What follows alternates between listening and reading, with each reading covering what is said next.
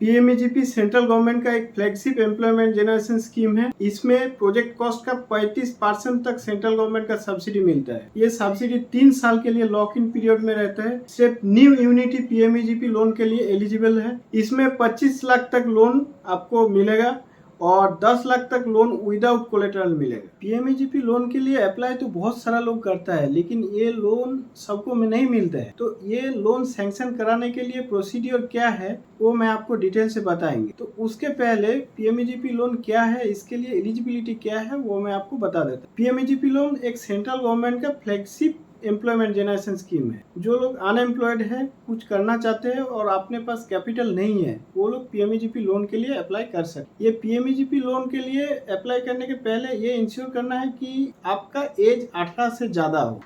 और दूसरा चीज है कि आपका न्यू यूनिटी से पीएमईजीपी लोन के लिए एलिजिबल है। मतलब जो एग्जिस्टिंग यूनिट है, जो एग्जिस्टिंग बिजनेस है, वो पीएमईजीपी लोन के लिए एलिजिबल नहीं होगा। और एक चीज है कि पीएमईजीपी लोन के लिए सिर्फ सर्विस और मैन्युफैक्चरिंग एक्टिविटीज एलिजिबल है। सर्विस का मतलब हो गया, वो तो आपको मालूम ही है कि कुछ आप सर्विस प्रोवाइड कर रहे हो। कोई रिपेयरिंग दुकान है, कोई एसी सर्विसिंग है, या फिर कोई ब्यूटी पार्लर है, ये सब सर्विसिंग में काउंट होता है। या कोई टीचिंग करते हैं, प्राइवेट ट्यूशन करते हैं, ये सब भी सर्विस ही होता है। और जो आपका मैन्युफैक्चरिंग है, वहाँ पर आप कुछ प्रोडक्शन कर रहे हो, तो वो सब स्कीम आप पीएमईजीपी के लिए एलिजिबल है। लेकिन जो ट्रेडिंग है, ट्रेडिंग मतलब हो गया आप कुछ खरीद के बेच रहे हैं, मतलब उसमें कुछ वैल्यू एडिशन नहीं हो रहा है, तो वो पीएमईजीपी लोन के लिए एलिजिबल नहीं है। तो पीएमईजीपी लोन के लिए सबसे पहले जो आपको डिसाइड करना है कि आप क्या बिजनेस करेंगे। मैन्युफैक्चरिंग और सर्विस एक्टिविटीज के अंदर आपको बिजनेस करना है।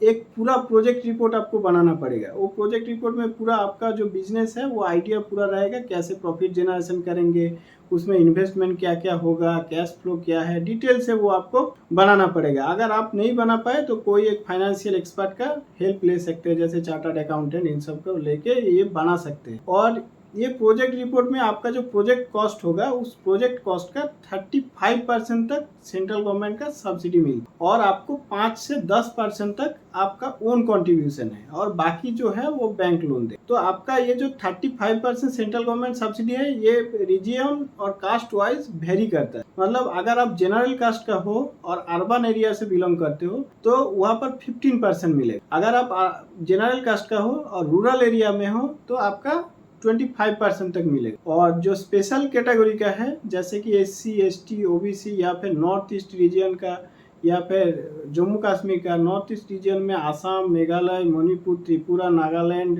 ये सब आता है। तो यहाँ का आदमी अगर रूरल एरिया का हो तो 35% सब्सिडी मिलेगा और अगर अर्बन एरिया हो तो इसके लिए 25% मिले। तो ये है सब्सिडी देने का पैटर्न। अब आता है कि अपना कंट्रीब्यूशन 5 से 10% और आपका बाकी जो है वो बैंक लोन। अब जो प्रोजेक्ट कॉस्ट होगा वो आपका, देखिए पीएमईजीपी लोन 25 लाख तक मिलते हैं। तो पीएमईजीपी 2 एक्टिविटी के लिए दिया जाता है। एक सर्विस एक्टिविटी में मैक्सिमम 10 लाख तक मिलेगा और जो मैन्युफैक्चरिंग एक्टिविटी है उसके लिए 25 लाख तक लोन मिलेगा। अब ये जो 10 लाख तक लोन है, ये पूरी कोलेटरल फ्री लोन है, मतलब आपसे बैंक कोई सिक्योरिटी नहीं लेंगे। अगर 10 लाख से ऊपर आप लोन ले रहे हैं तो उसके लिए बैंक आपसे सिक्योरिटी मांग सकते। तो उस टाइम पे आप कोई land, LIC policy, fix deposit या कोई पोस्ट ऑफिस का कागज आप दे सकते हो। अब बताते हैं कि ये लोन अप्लाई कैसे करेंगे। बिजनेस आइडिया आपके पास आ गया। अब आप प्रोजेक्ट रिपोर्ट भी बना लिए।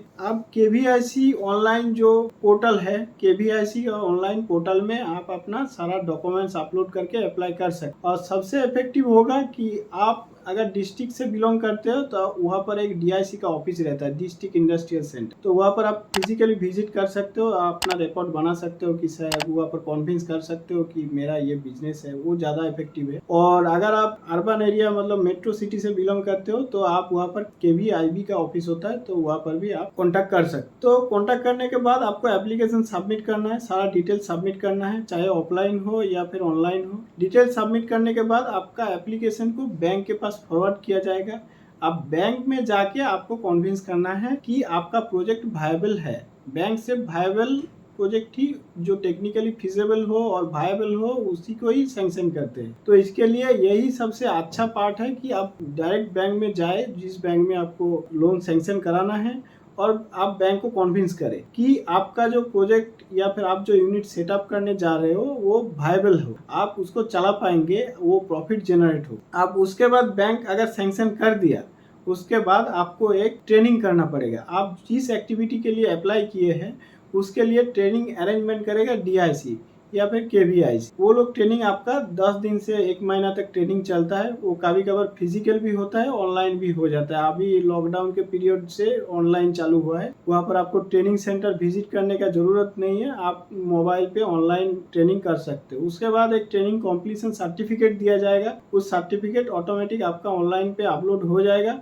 उसके बाद आपका सब्सिडी रिलीज हो जाएगा। सब्सिडी तो अब रिलीज हो जाएगा, लेकिन आपका सब्सिडी 3 साल तक लॉक इन पीरियड में रहे। 3 साल तक लॉक इन पीरियड का मतलब हो गया 3 साल तक आपको तो सब्सिडी का जो पैसा है वो बैंक आपको लोन के हिसाब से दे देगा, लेकिन जो गवर्नमेंट से सब्सिडी आएगा वो आपके अकाउंट में क्रेडिट नहीं हो। ये 3 साल तक लॉक इन पीरियड में इसलिए रखता है कि अगर आप डिफॉल्ट करते हो लोन में, या फिर आप 3 साल के पहले लोन को शोध कर देते हो, रिपेमेंट पूरा कर देते हो, तो ये सब्सिडी रिटर्न चला जाएगा गवर्नमेंट के। तो 3 साल तक आपको ठीक ठाक लोन को चलाना है, मतलब ठीक ठाक रिपेमेंट करना है, उसके पहले क्लोज भी नहीं करना है। तब 3 साल के बाद वो सब्सिडी ऑटोमेटिक आपके अकाउंट पे क्रेडिट हो जाएगा। अब दोस्तों और एक चीज बता देता हूँ कि 10 लाख तक जो लोन बैंक देगा, इसमें तो आपको कोलेटरल नहीं लेगा, लेकिन इसमें एक CGTMSE का गारंटी बैंक लेते हैं। तो ये CGTMSE गारंटी लेने के लिए बैंक को एक फीस देना पड़ता है। वो फीस आपको ही पेमेंट करना पड़ेगा, मतलब बैंक पे ही नहीं करेगा। तो आप जो विदाउट कोलेटरल लोन ले रहे हो, इसके लिए कुछ फीस पेमेंट करना पड़ता है। वो CGTMSE जो है वो सेंट्रल गवर्नमेंट का एक ऑर्गेनाइजेशन है।